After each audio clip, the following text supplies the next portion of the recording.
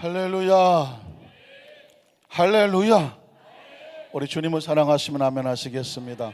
우리의 성가대 찬양처럼 우리가 우리의 죄를 회개하고 주 예수 그리스도를 믿고 침례를 받으면 성령께서 우리 가운데 무엇으로 오십니까? 선물로 오셔서, 역시 성가대는 다르네. 선물로 오셔서 우리 가운데 충만하게 역사하실 것을 믿습니다. 어제는 오산의 기도원에서 저녁 7시에 말씀을 들고 집회를 하고 왔습니다. 눈물로 시작해서 눈물로 끝났죠. 권사성회에 얼마나 많은 사람들이 그 기도원을 꽉 채웠습니까? 또 다음 주에는 직장 성교회 또 금수 성회가 성전을 채울 것인데 그 중간에 한 주가 비었던 것 같아요. 그 큰 성전에 사회보는 목사님 보니까 200명, 300명 앉았다 그러는데 뜨문뜨문 앉아 있겠죠. 그 큰 성전에. 근데 저는 빈자리가 보이는 것이 아니라 그 큰 성전을 지키고 있는 그 성도들, 어떤 사정, 어떤 사연, 어떤 눈물, 어떤 기도 제목이 있기에 그 자리를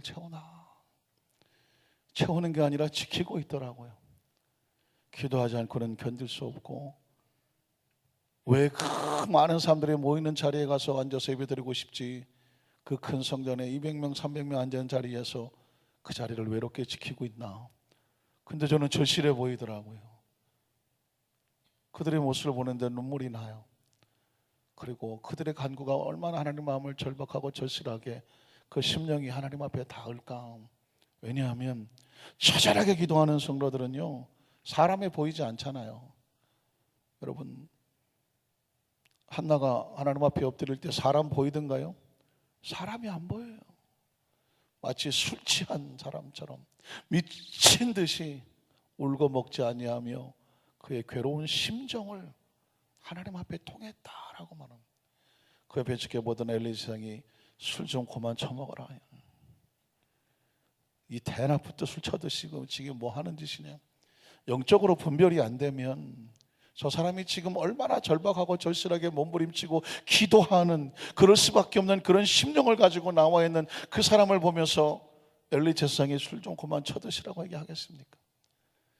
영적인 게 보이지 않으니까 인간적으로 그렇게 보이는 거예요.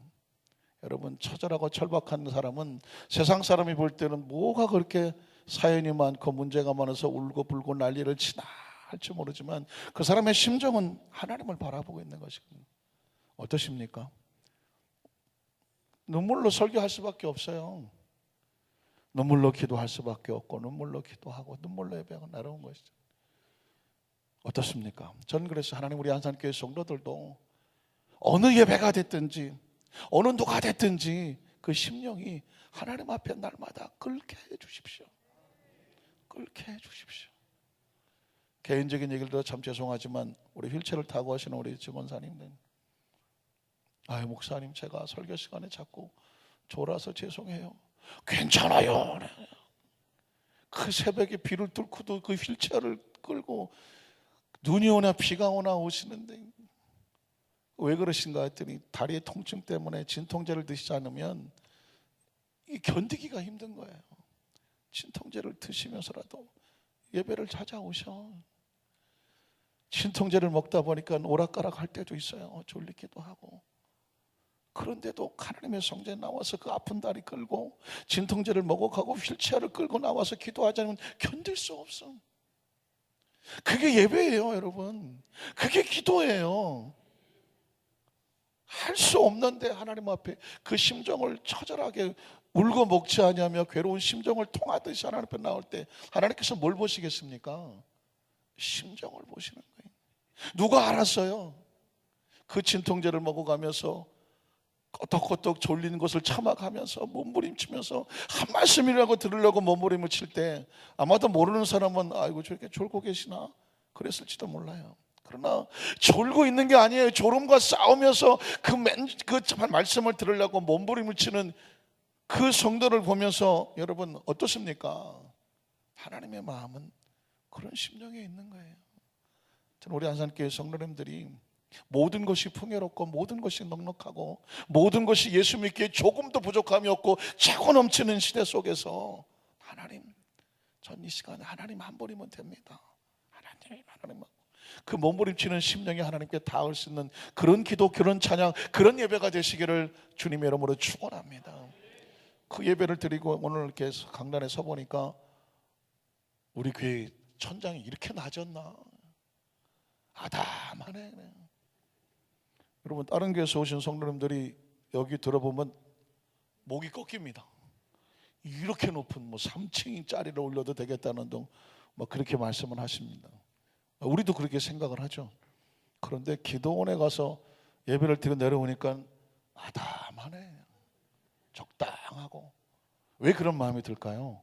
더 큰 것을 품으면요, 작은 것은 안 보여요. 은혜가 그런 것 같아요. 오늘 여러분에게 무엇이 그렇게 큰 문제입니까? 무엇이 그렇게 아프게 합니까? 무엇이 그렇게 힘들게 합니까? 더 큰 은혜를 받으면, 별로 아멘을 안 하셔갖군요. 큰 은혜를 가슴에 품으면 지금 내 눈앞에 가로막고 있는 문제는 모두 아니다. 모두 아니다. 여러분이 알아서 하시는 모두 아니다. 그냥 아무것도 아니네. 그러니까 우리가 하나님 앞에 나와서 기도하면서 예배의 은혜를 구하는 것은 지금 나를 가로막고 있는 문제가 굉장히 커 보이거든요. 근데 내가 하나님의 은혜를 받으면 적당하네. 문제가 아주 적당하고 만만하네. 요건 우리 볶음밥이네. 그래서 그런 고백이 나올 수 있는 것입니다. 그렇게 우리를 은혜 속으로 인도하시는 분이 성령님이에요. 믿으십니까? 성령님을 인정하십니까? 환영하십니까? 모셔드리십니까? 오늘 성령께서 우리 가운데 바람같이 불같이 생수같이 임재할 것입니다. 우리 한번 그 자리에 다 일어나실까요? 우리 성령님 앞에 서는 것입니다. 양복 단추도 좀 푸시죠. 성령님, 내 마음에 내 몸을 주장하셔서 성령님을 인정하냐고 모셔드립니다.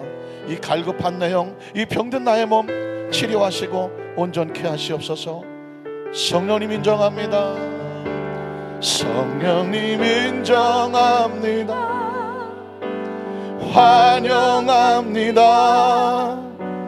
지금 내 안에 오소서. 성령님 인정합니다.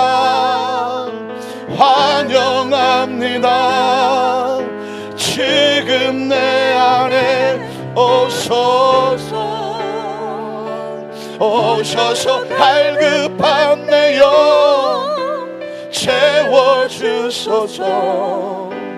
지금 내 안에 우리 두 손을 가슴에 안고 성령님, 성령님 인정합니다.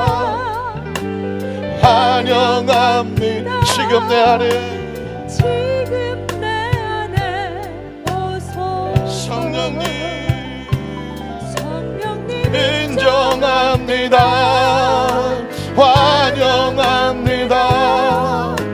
지금 내 안에 오소서. 오셔서 병든 나의 몸 채워주소서. 지금 내 안에 다시 한번 성령님, 성령님 인정합니다. 환영합니다. 성령님 지금 내 안에 오시옵소서. 성령님, 성령님, 성령님 지금 내 안에 오셔서. 오셔서 갈급한 내 영, 오셔서 갈급한 내 영 채워주소서.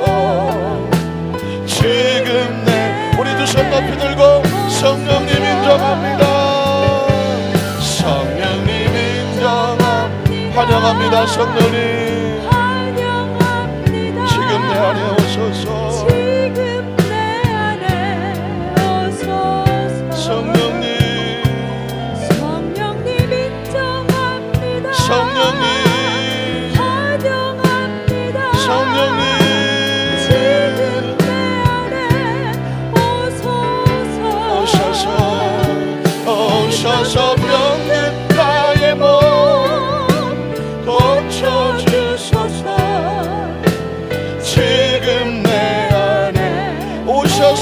갈급한데요. 오셔서 갈급한데요.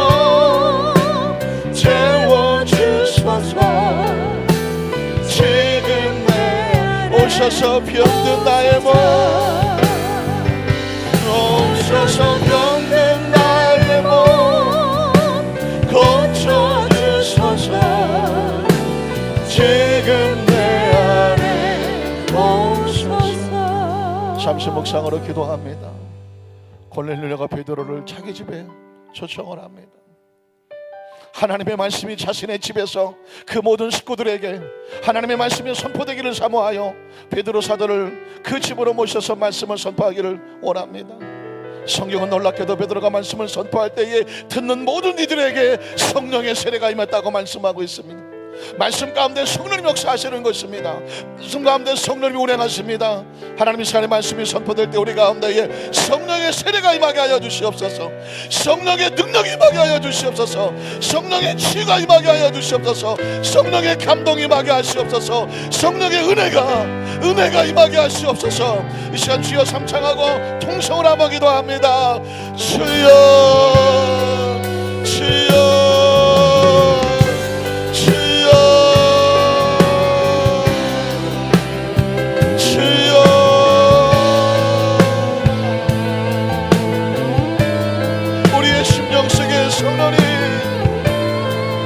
성령께서 우리 마음을 만져주시옵소서. 성령이 우리 마음을 무장을 시켜주시옵소서. 성령이 우리 마음을 정결케 하여 주시옵소서. 우리의 삶에 가로막는 모든 장애물을 뛰어넘는 우리 마음을 성령으로 채워주시옵소서. 성령님 운행하시옵소서. 하나님의 말씀이 선포될 때 성령님 역사하시지 않습니까? 예수님도 내가 하나님의 성령의 능력을 입어서 귀신을 쫓아내는 것이면 너희 가운데 하나님의 나라가 임했다고 말씀하지 않습니까? 말씀이 선포되면 성령님 역사하시고 성령님 운행하시면 귀신 떨어져 나가고 귀신 떨어져 나가면 하나님의 나라가 임하지 않습니까? 신이 우리가 알고 지은데 모르고 지은데는 얘기하고 너희가 회개하고 주 예수를 그리스도로 믿으라. 그리고 침례를 받으면 성령을 선물로 주시니 성령을 선물로 주시니 우리 여기서 만약에 이 천여 예배에 이 성령 대방에 성령을 기다립니다. 성령을 악망합니다.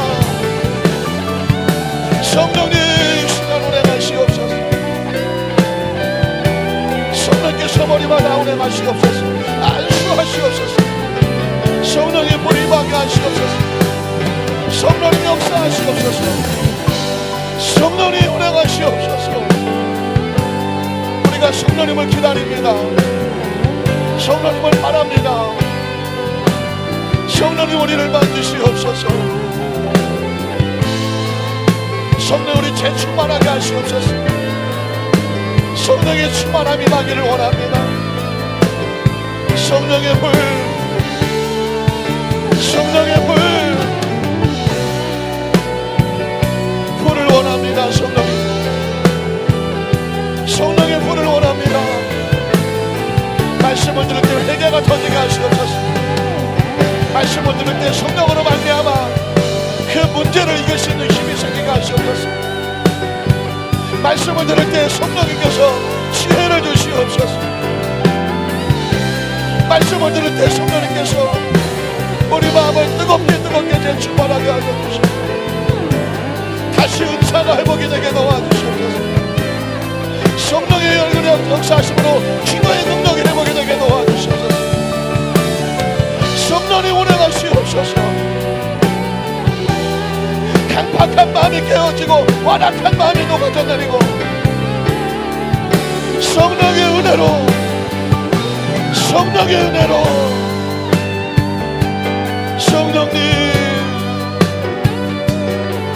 성령님 마음을 만드시옵소서. 다시 열망 다시 열정이 회복이 되게 도와주시옵소서. 체험에 순종하며 하늘의 소망을 회복하게 하시옵소서. 잠자는 영혼이 깨어나게 하시옵소서. 기도의 불이 붙게 하여 주시옵소서. 능력의 불이 붙게 하여 주시옵소서. 다시 일어나서 사명의 불이 붙게 하시옵소서. 말씀의 눈이 떠지게 하시옵소서. 말씀의 귀가 열리게 하시옵소서. 다시 뜨거워지기를 사모하게 하시옵소서. 성령의 세례가 임하게 하시옵소서. 성령님, 성령님, 성령을 구합니다. 성령님이 예배의 주관자가 되십니다. 성령님만이 예배의 주관자가 되십니다. 성령님 인정합니다. 환영합니다. 지금 내 안에 오소서. 성령님 인정합니다. 환영합니다. 지금 내 안에 오셔서 갈급한 내 영 채워주소서. 지금 내 안에 오셔서 병든 나의 몸, 오셔서 병든 나의 몸 고쳐주소서. 지금 내 안에 오소서. 성령님, 이곳에 오시옵소서. 이곳에서 드려지는 우리의 기도에 귀를 기울이시옵소서. 하늘을 열고 우리의 예배 가운데 임재하시옵소서. 이곳에 주님의 이름이 있습니다. 주님을 향한 노래가 있습니다. 주님을 향한 찬양이 끊어지지 않습니다. 주님을 향한 부르짖음이 그치지 않습니다. 우리 여의도 마산교회 성도들은 날마다 성령님입니다. 날마다 찬양합니다. 부르짖어 간구합니다. 성령님 늘 모시고 동행하기 원합니다. 성령님은 보혜사가 아니십니까? 오늘 말씀 가운데 성령님 역사하시고 운행하시고 갈급한 심령을 하나님의 은혜로 채워주시옵시고, 병든 육체가 말씀을 듣다가 치유되게 도와주시옵시고, 거룩한 성령의 역사로 귀신이 빠져나게 도와주시옵소서.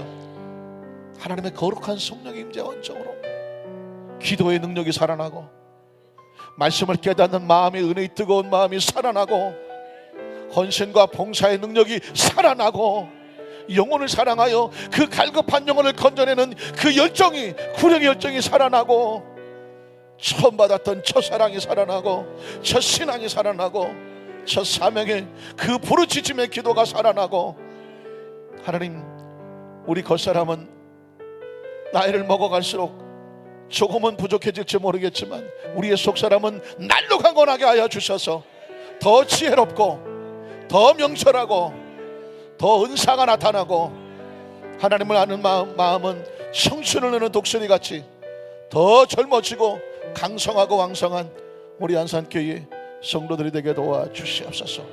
오늘 성령님 기대합니다. 기다립니다. 기도합니다. 이 시간 하나님 말씀 가운데 운행하여 주시옵소서. 예수님의 이름으로, 예수님의 이름으로 간절히 축복하고 기도드리옵나이다. 아멘. 성령으로 충만하십시다. 우리 자고 계신 분 인사하시겠습니다.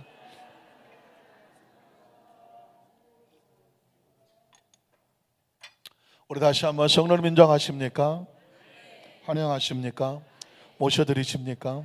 오늘 성령께서 말씀의 주체가 되시고 말씀을 깨닫게 하시는 분도 성령님이시고, 우리의 기도를 받으시는 분도 성령님이시고, 기도하게 하시는 분도 성령님이시고, 우리 예배의 주관자가 성령님이시라.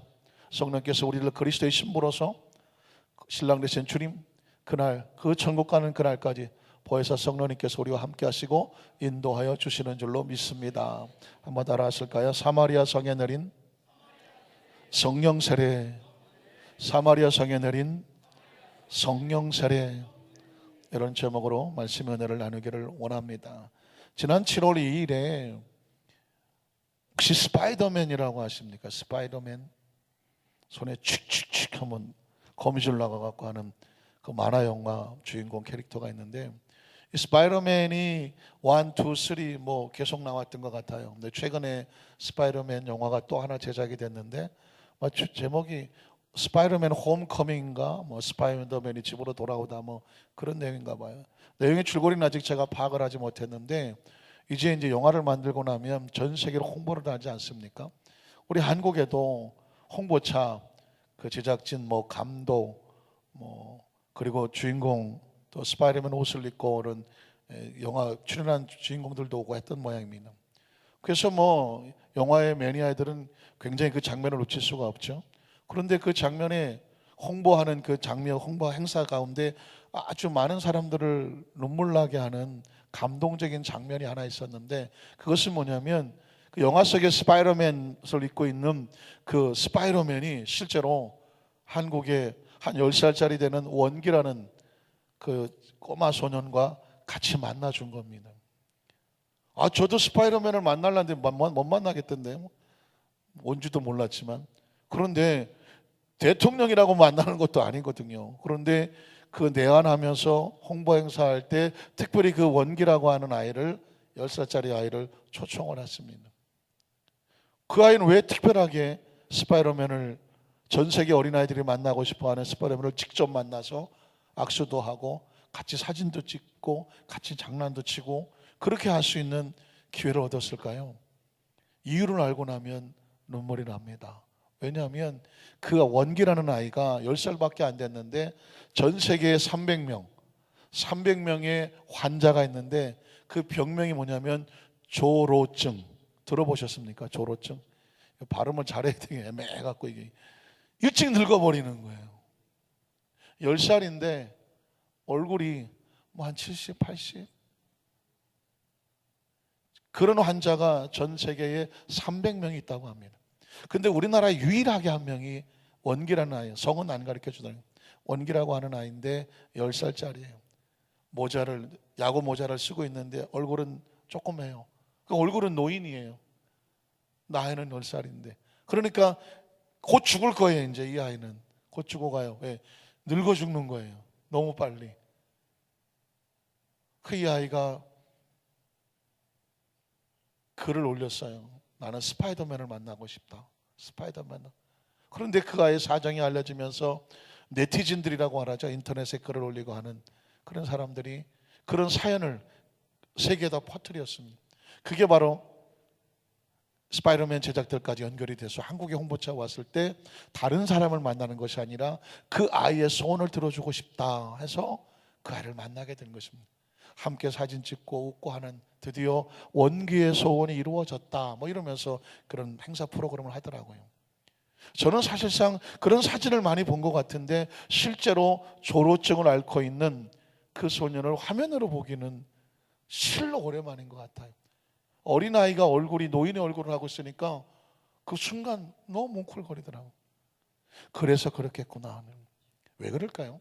원래 생명이라는 것은요, 이 땅에 태어나서 정상적으로 삶을 살다가 정상적인 나이를 먹고 때가 돼서 자연스럽게 이렇게 어떤 생명의 주기를 따라서 가야 되는데, 이게 10년 안에 늙어버리니까 생명이요, 이게 안 자라는 것도 문제지만 이게 갑자기 빨리 늙어버리니까 그 개인의 삶 가운데는 굉장히 아픔이 되더라고요.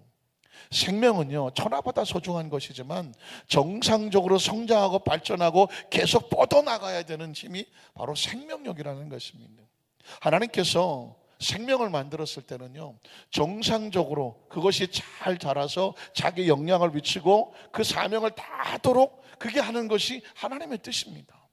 그래서 여러분 아시는 것처럼 요한 3, 4, 2절도 사랑하는 자요, 내 영혼이 생명 아닙니까? 내 영혼도 잘 되고, 범사는 생명의 환경이니까 범사도 잘 되고, 왜 강건해야 됩니까? 강건은 무엇일까요? 생명이죠. 하나님은 생명에 관심이 있기 때문에 생명은 태어나면 잘 자라야 되고 잘 자라면서 영향을 뻗어나가기를 원하시는 것입니다. 그 복음에 여러분 생명력이 있습니다. 그리스의 복음은요, 생명력이 있어서 복음은 씨앗처럼 심겨지게 되지만 그 복음은 하나님 나라의 생명은 계속 뻗어나가기를 하나님께서 원하시는 것입니다. 성경 속에 보면 하나님은 하나님의 사람들을 복음을 가슴에 품게 하셨으면 그 약속을 받고 생명력이 뻗어나가게 하지 중도에 무너지거나 정차되기를 원하지 아니하신다.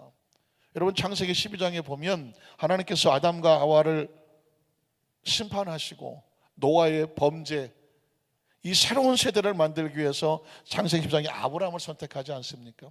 원래 하나님께서 아담과 하와를 만들었을 때 생육하고 번성하고 땅에 충만하라, 이게 하나님께서 생명에 대해서 기대하시는 하나님의 마음이에요.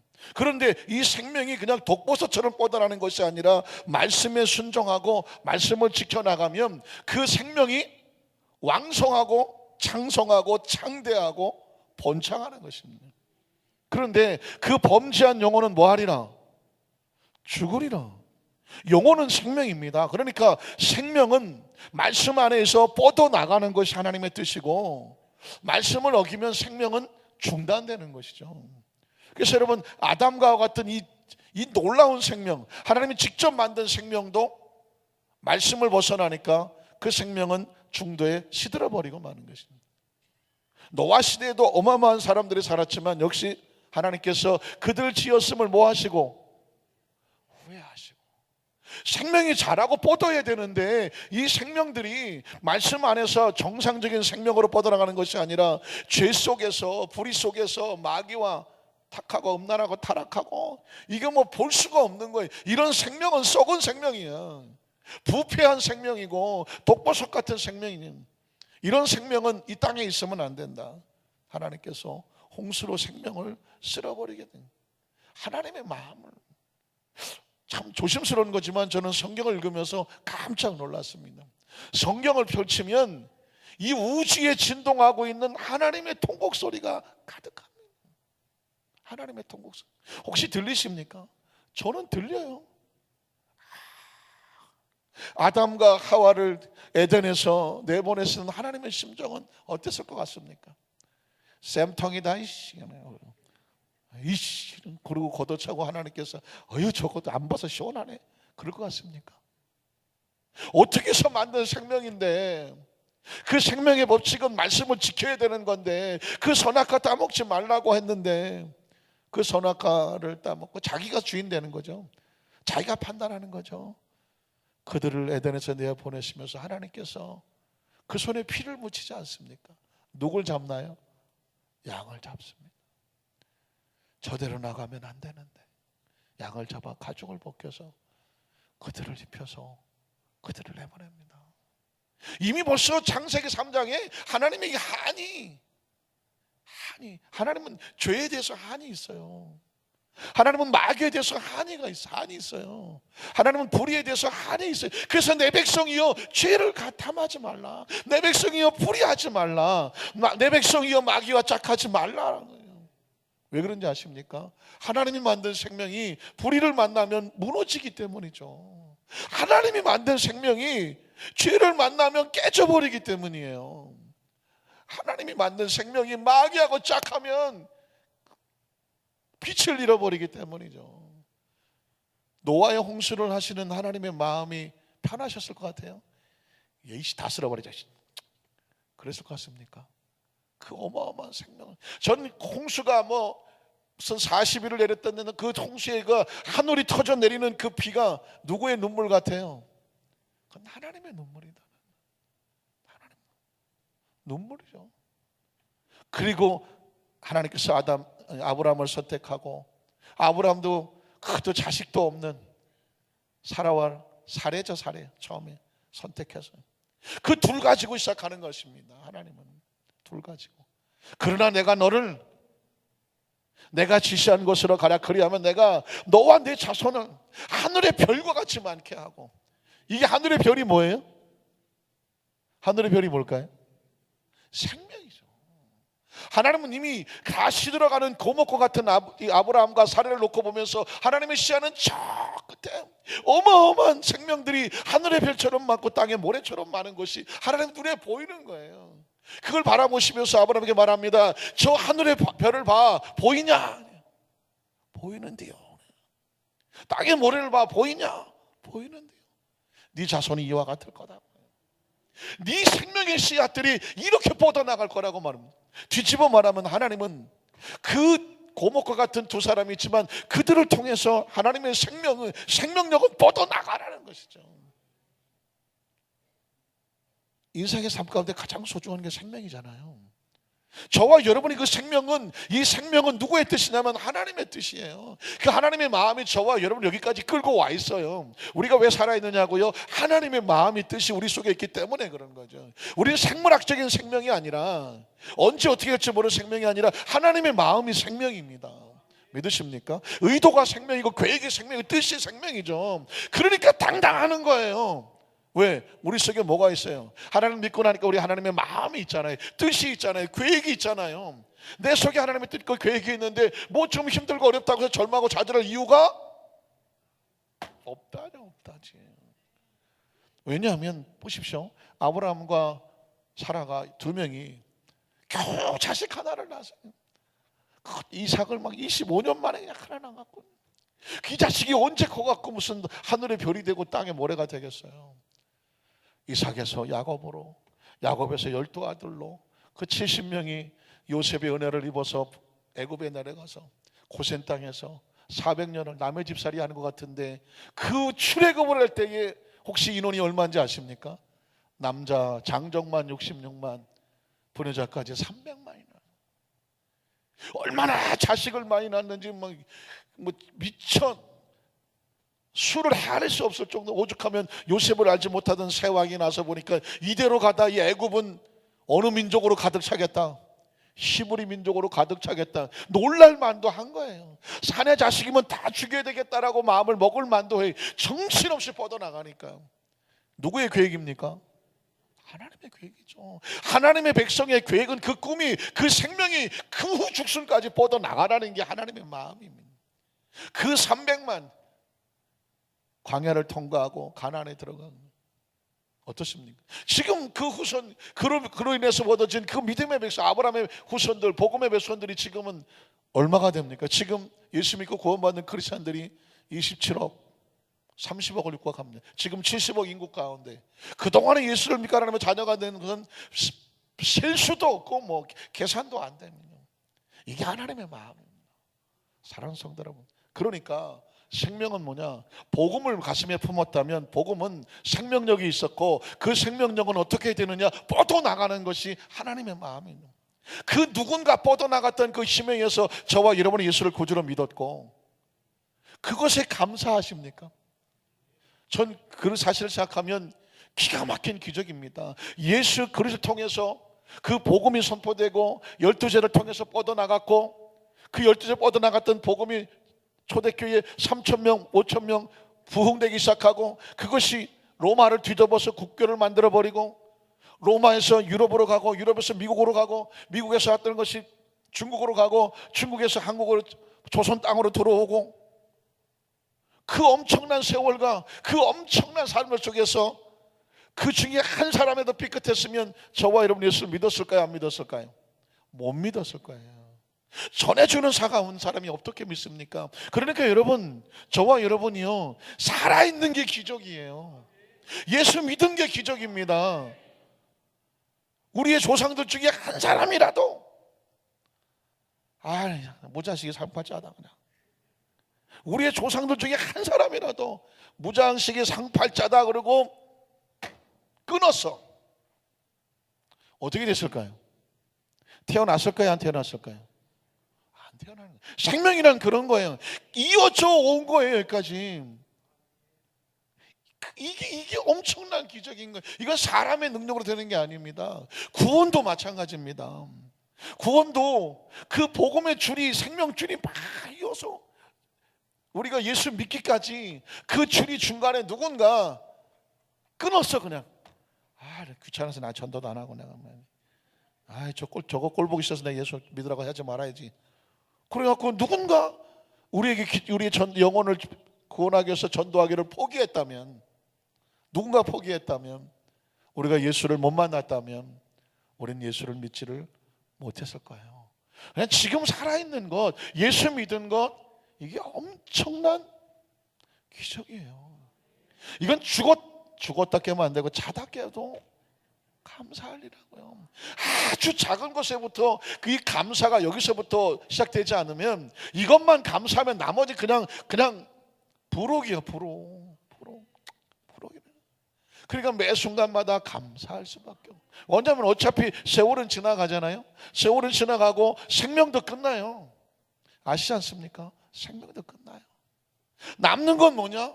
어차피 3차원은 끝나니까 남는 건 천국밖에 없는데, 천국은 뭘 가져가요? 예수의 이름으로, 믿음으로 가지 않습니까? 그 믿음이 그때 가면 생명인 줄 알게 되는 거죠. 생명인 줄 알게. 여러분, 초대교회는 그래서, 교회란 끊임없이 성장하고 발전하고 뻗어나가면서 무슨 부흥을 말하는 것이 아니라 생명줄이 뻗어나가야 된단 말입니다. 초대교회의 그 은혜가, 예루살렘의 은혜가, 그 성령 받고 놀라운 역사가 나는 은혜가, 아시는 것처럼 사도행전 8장에 갑자기 들이닥친 핍박과 박해를 인해서 교회가 깨지고 성도들이 흩어집니다. 겉으로 볼 때는 피눈물나는 상황이지만, 그러나 마치 여인이 출산을 해서 생명을 잉태해서 그 생명이 뻗어나가는 것처럼 예루살렘 교회가 출산을 하죠. 그 잉태된 성령 받은 사람들이 딱 터져나가면서 사마리아로, 그 소아시아로 뻗어나가면서 복음을 전하는 거예요. 여러분, 성장한 사람은 뭘 해야 되냐면 건강하게 돼서 또 자식을 낳아야죠. 다시 말해서 내가 예수 믿고 구원받았으니까 이 은혜가 나를 통해서 더 많이 또 뻗어나가야 돼요. 무슨 전도를 하라 마라가 아니라 살아있는 생명은요, 생명을 또 잉태하게 되어 있어요. 심지어 예루살렘 교회가 이걸 몰랐던 것 같아요. 자기들끼리 우리끼리만 있자고 했었던 것 같아요.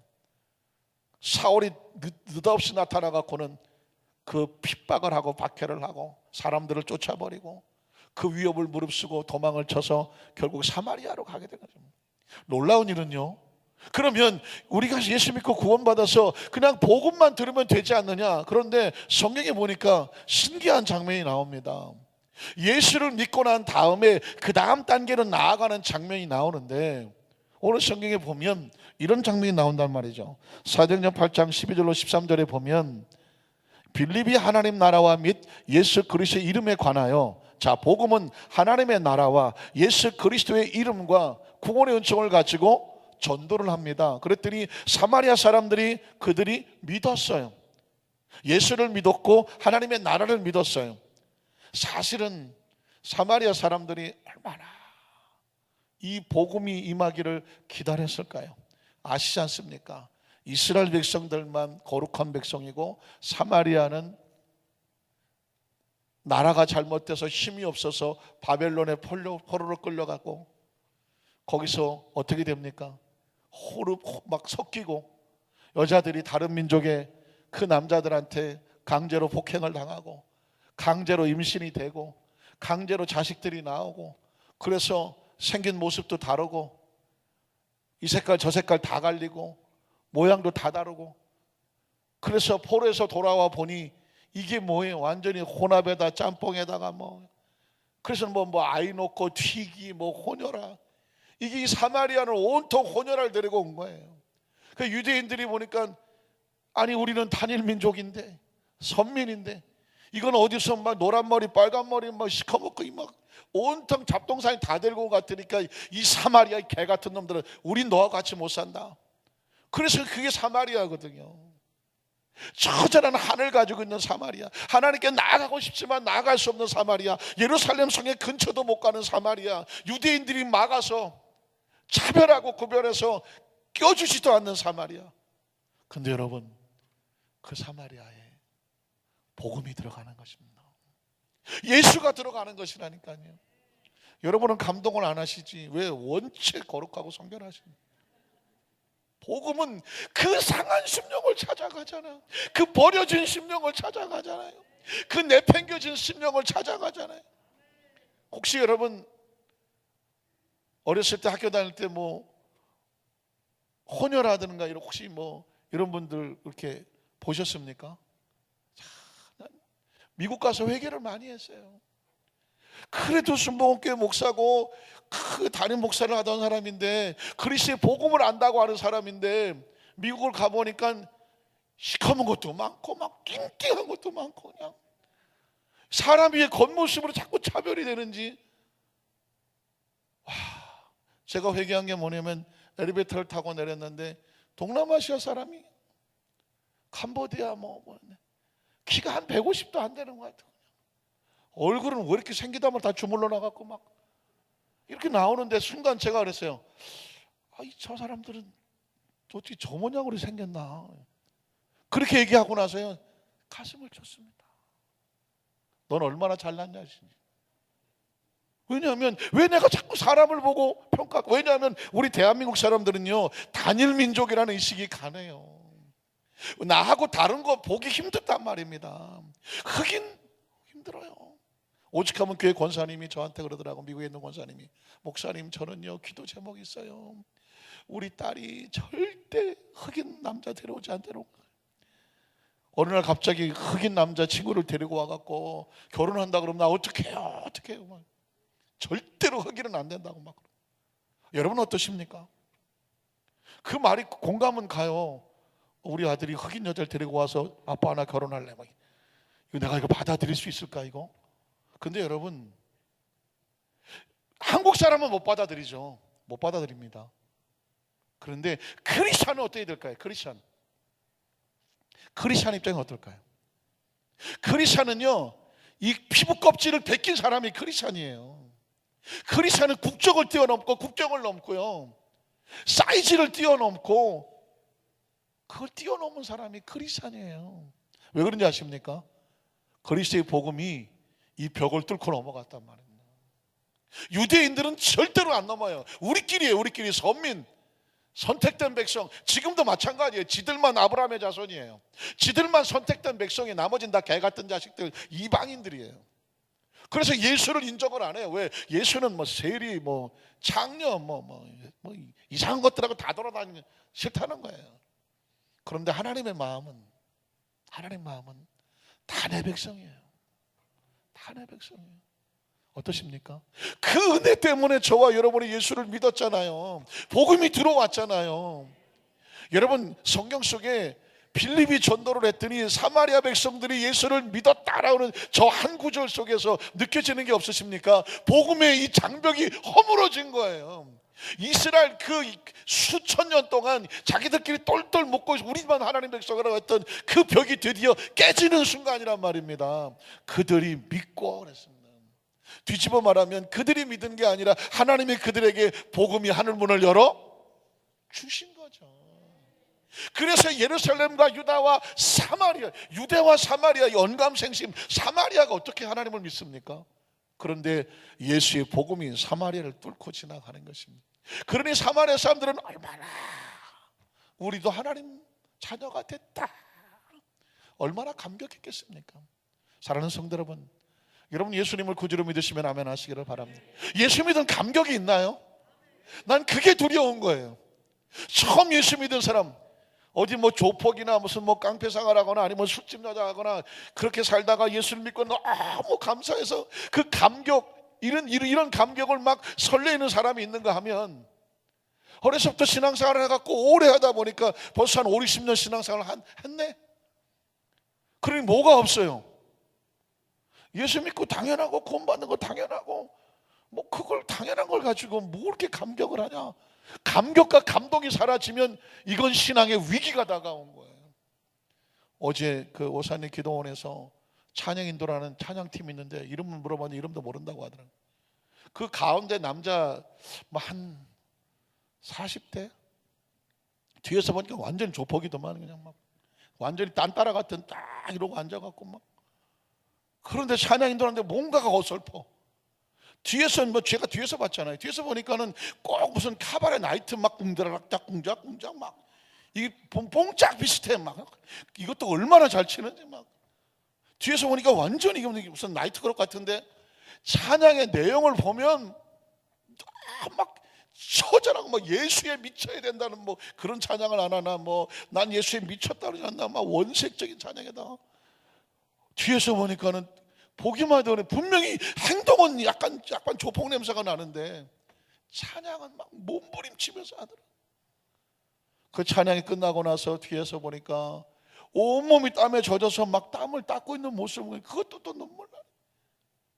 여러분, 진짜 우리가 두려워야 될 것은 뭐냐면, 먼저 된 자가 나중되고 나중된 자가 먼저 된다는 말은 여전히 감격을 뒤늦게 예수 믿고 너무 감사해서, 나 같은 사람을 갖다가 포도원에 일꾼으로 써줬다고 해서 오후 5시에 간 놈을 갖다가 일꾼 맡겨주고 하루치 똑같이 임금을 주니까 너무 막 감사한 사람이네.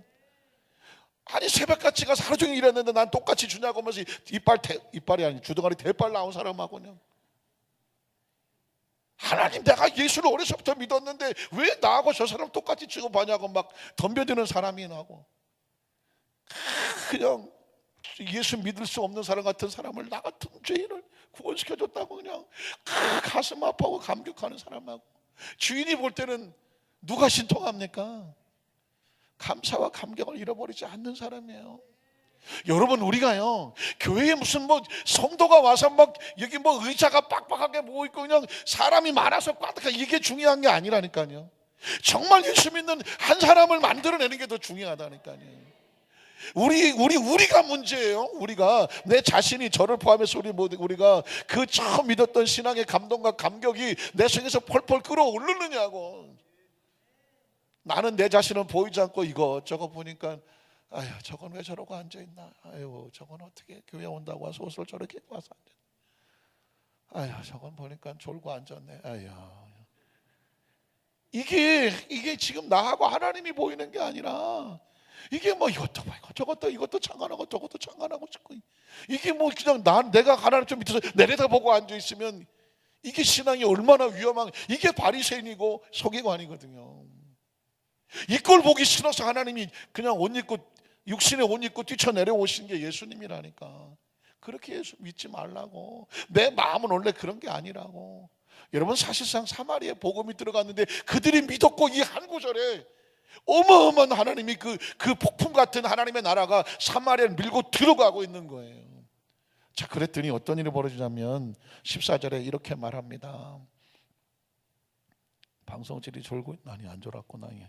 예루살렘에 있는 사도들이 사마리아도 하나님의 말씀을 받았다함을 어떻게 하고 듣고, 세상에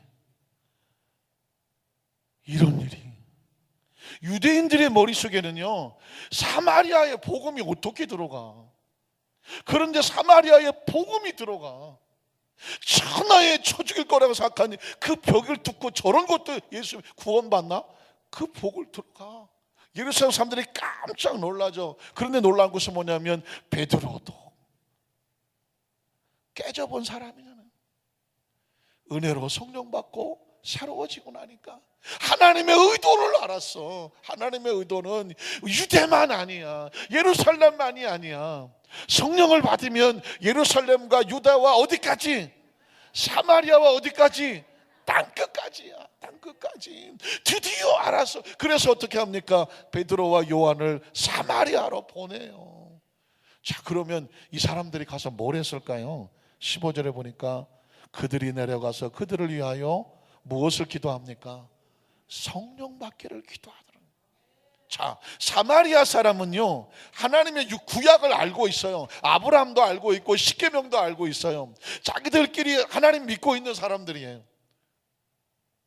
그런데 이 사람들이 말씀도 받았죠. 이제 예수를 믿었어요. 아시는 것처럼 하나님의 복음도 들었어요. 그 가운데 귀신도 쫓겨나고 그 상에 큰 기쁨이 있었어요. 근데 성경은 거기서 끝나질 않아요. 이 사실을 듣고 예루살렘 그 성전의 성에서 베드로와 요한을 보내. 더 필요한 것이 있다는 거지. 뭐가 필요해요? 성령이 필요하다는 거예요. 그 사마리아 성에 예수 믿고 구원받고 큰 기쁨이 있는데 이걸로 끝나면 안 된다는 거죠. 그들에게 반드시 입혀져야 될 하나님이 주시는 은혜가 있어야 되는데, 은사가 있어야 되는데, 능력이 있어야 되는데, 그건 바로 성령인 거예요. 그래서 베드로와 요한이 서둘러 내려가서 사마리아 사람들을 위해서 성령 받기를 간절히 기도했다는 것입니다. 그랬더니 어떻게 됩니까? 16절에 이는 아직 한 사람에게도 성령의 내리신 일이 사마리아 성에 없었어. 복음도 들어가고 하나님 나라도 들어가고 예수도 믿고 귀신도 쫓겨져 나가고 표적도 나타나는데 아직 뭐가 안 왔어요? 성령이 내리신 일이 없어. 그러니까 하나님의 나라 속에 마지막에 우리에게 부어주시는 게 뭐예요? 성령인 거예요. 성령이 없으면 예수를 믿고 복음도 알고 계명도, 구약 성경 다 알죠. 예수도 믿어요. 교회도 잘 나가요. 표적도 나타나고 병도 고침받고 뭐 은사도 있어요. 그러나 사도행전에서 우리에게 이 8장에서 주시는 것은 뭐냐면 아직 성령이 내리신 일이 없다면 그곳에 뭐가 있기를 위해서 기도해라. 성령이 내리기를 위해서 기도해야 된다는 것입니다. 이미 성령 받은 성도는 다시 성령 재충만이 필요하고 성령의 세례에 대해서 아직 들은 적도 없거나 성령이 내리신 일이 없는 그런 삶이라고 하면 성령 받기를 기도해야 되는 거예요. 그랬더니 오직 주 예수의 이름으로 뭐만 받았어요? 침례만 받았어요. 여기서 놀랍게 성경 우리에게 두 가지를 나누고 있습니다. 물로 침례받는 침례와 성령의 세례를 받는 성령 침례를 나누고 있습니다. 예수 믿고 구원받고 교회 생활 6개월 또 어느 정도 지나면 침례를 받습니다. 그러나 사도행전은 말합니다. 침례만 받는 걸로 끝나지 마라. 뭐 받기를 기도해라? 성령 받기를 기도해라. 그래서 17절에 보니까 뭐라고 말합니까? 이에 두 사도가 그들에게 안수함에 무엇을 받습니까? 성령을 받았습니다. 드디어 사마리아에도 복음이 들어갔고 하나님의 나라가 들어갔고 예수의 이름이 구원을 얻었고 그리고 드디어 사마리아에도 뭐가 임했습니까? 성령의 세례가 임하게 된 줄로 믿습니다. 말씀을 정리하겠습니다. 하나님은 우리에게 모든 가장 중요한 것들을 주시는 분입니다. 왜냐하면 우리는 하나님으로부터 받아야 사는 존재거든요. 우리가 지금 우주 만물 가운데 살고 있죠. 지구에 살고 있지 않습니까? 이 지구를 누가 주신 건가요? 이건 뭐 어떻게 해볼 것도 없어. 하나님이 주신 거예요. 하늘의 해와 달과 별 뭐 얘기할 것도 없어. 이건 하면 목만 아파. 누가 주신 거예요? 이건 하나님이. 우리가 어떻게 한 게 아니에요. 자, 그리고 우리도 이 흙덩어리인 건 알잖아요. 우리 몸이 흙덩어리란 말이에요. 이 흙덩어리에 생기를 불어넣어 주셔서 누가 주셨습니까? 하나님 우리에게 생기를 불어주셔서 그래서 영적인 존재가 됐어. 하나님을 알게 됐어. 그래서 여러분 저 아프리카 저 구석에 가더라도 이 영적인 존재들은요 뭐든지 섬겨. 뭐든지 저 히말라야 꼭대기에 올라가도 부탄 뭐 이런 족속들도 신을 섬기고요. 저 남미 어디 가도 다 섬기고요. 다 섬겨. 왜 섬길까요? 영적인 존재이기 때문에 이 영적인 것이 와서 채워주지 아니하면 갈급해 견디지를 못해. 아무거나 섬겨야 돼. 영이 들어와 있기 때문에 그런 거죠. 영이. 그 영을 누가 주셨습니까? 하나님이 주신 거예요. 계명을, 그러니까 사람은 이렇게 살아야 된다. 계명도 하나님이 주셨죠. 선지자를 주셔서 하나님 말씀을 가르쳐 주셨죠. 가장 궁극적으로 누굴 주셨나요? 예수님을 주셨잖아요. 하나님이 세상을 이처럼 사랑하사 독생자를 주셨다고 말하잖아요. 아이고 아파라. 주셨다고 말하잖아요. 주셨다고 말하잖아요. 그리고 그 예수님께서 오셔서 우리에게 또 줄게 뭘 준다 그랬나요? 성령 준다고 말한 거죠. 그러니까 예수님은 하나님이 주신다고 해서 메시아가 오리라고 계속 하나님 약속을 주시고 약속대로 예수님을 주셔서 오셨고, 예수님은 또 하시는 동안에 보니까 말씀도 가르치고 구원도 받게 했는데 베드로 짝을 보니까 예수님 제자도 다 나가 떨어지는 거예요. 이 세상을 이길 힘이 없어. 마귀와 싸워 이길 힘이 없어. 문제와 싸워 이길 힘이 없어. 머리로 안 되고 가슴으로 안 돼. 뭐가 필요한 거예요? 무장이 필요한 거예요. 영적인 무장이. 악한 영들과 싸워 이길 수 있는 영적인 권세와 능력이 필요한 거예요. 그래서 예수님께서 예루살렘 떠나지 말고 아버지께서 내게 들은 바 약속하신 것을 기다려라. 위로부터 내는 능력을 기다려라. 그게 언제 하신 말씀이에요? 예수님이 떠나시면서 베드로에게, 아마 베드로의 눈을 봤을 것 같아요. 너 알지? 성령 받아야 돼. 안 받으면 어떻게 되는지 알지? 또 도망가는 거지. 또 도망가는 거예요. 그래서 그 초대교회 성도들은 성령 받기 전에 날마다 모여서 찬송하며 하나님을 높였다고 말했습니다. 왜 그랬을까요? 무엇을 주시옵소서? 성령을 주시옵소서. 그리고 예수님께서 그 마지막 승천하시기 전에 성령 세례 받아야 돼. 그리고 성령의 세례가 임하면 너희가 예루살렘, 유다, 사마리아 땅끝까지 내 증인 되는 거야. 그리고 그 마지막 말씀하시고 올라가신 거예요. 그러니까 저는 아주 조심스럽지만 성령을 아는 것은 아주 놀라운 축복이고, 성령은 예수님의 이름으로 하나님이 주신다. 그러니까 크리스찬이 마지막 천국 가기 전까지 천국 가는 길을 인도하시는 분이 누구냐? 성령님이죠. 왜냐하면 성령은 보혜사잖아요. 보혜사. 우리 곁에 계시죠. 우리는 그리스도의 신부죠. 신랑은 예수님이죠. 그 신랑 앞에 인도하시는 인도자가 있죠. 그 인도자가 성령님. 우리를 신부된 모습으로 거룩하게 하시고 무장하게 하시고 신앙 지키고 사명 감당하게 하시고 신랑이 오시는 그날에 거룩한 신부의 모습으로 하나님 앞에 서게 만들어 가시는 분이 성령님이에요. 성령님이 도와주셔야 결혼식이 돼요. 성령님 도와주지 아니하시면 결혼식이 안 돼요. 그게 바로 예수님이 다시 오시는 재림을 말하고, 우리가 주님 앞에 가는 것을 휴거라고 말하고, 공중혼인잔치를 바로 성령님께서 그래서 우리를 지켜주셔야 되는 것이죠.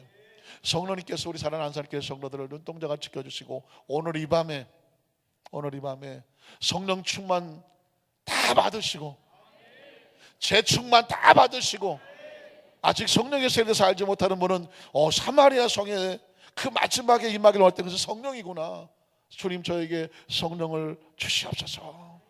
성령은요, 아까 우리 성가대가 찬양했잖아요. 너희가 회개하고 죄사함을 받고 예수를 구주로 믿으면 성령을 선물로 주신다고 말씀했잖아요.